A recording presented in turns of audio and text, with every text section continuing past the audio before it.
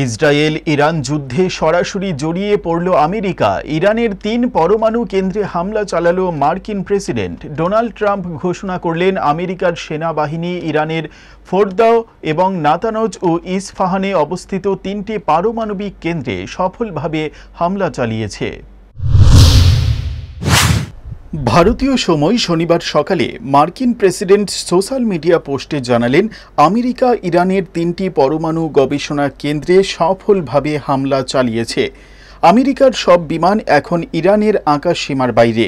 মার্কিন প্রেসিডেন্টের দাবি, ইরানের ওই ৩ পরমাণু গবেষণা কেন্দ্রগুলি পুরোপুরি নিশ্চিহ্ন করে দিয়েছে মার্কিন সেনা। অন্য কোনো দেশের সেনাবাহিনী এখনও পর্যন্ত এই ধরনের অভিযান চালাতে পারেনি, আর কোনো সেনার পক্ষে এটা সম্ভব হতো না।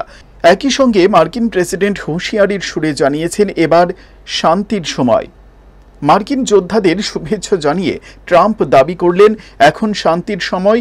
তার হুঁশিয়ারি, ইরানের আরও বেশ কয়েকটি জায়গায় আমেরিকা নিশানা সেধে রেখেছে। ইরান যদি শান্তির পথে না ফেরে তাহলে ফলাফল ভয়াবহ হবে। আমেরিকা এবার দ্রুততার সঙ্গে প্রাণঘাতী হামলা চালাবে।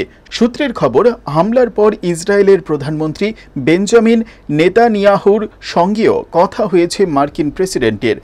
এদিকে মার্কিন হামলার কথা স্বীকার করে নিয়েছে ইরানও। তবে তেহরানের দাবি, এই হামলা প্রত্যাশিত ছিল এবং তাতে বিশেষ ক্ষতি হয়নি। তাৎপর্যপূর্ণভাবে শুক্রবারই ট্রাম্প জানিয়েছিলেন, ইরানকে পরমাণু অস্ত্র গবেষণা বন্ধের জন্য 2 সপ্তাহ সময় দিতে চান তিনি। কিন্তু সেই সময় সীমার অনেক আগেই ইরানে হামলা চালিয়ে দিল মার্কিন সেনা।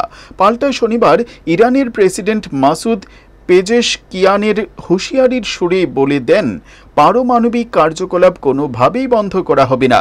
সম্ভবত পেজেশকিয়ানের সেই বার্তার পরই ট্রাম্প ইরানে হামলার সিদ্ধান্ত নেয়।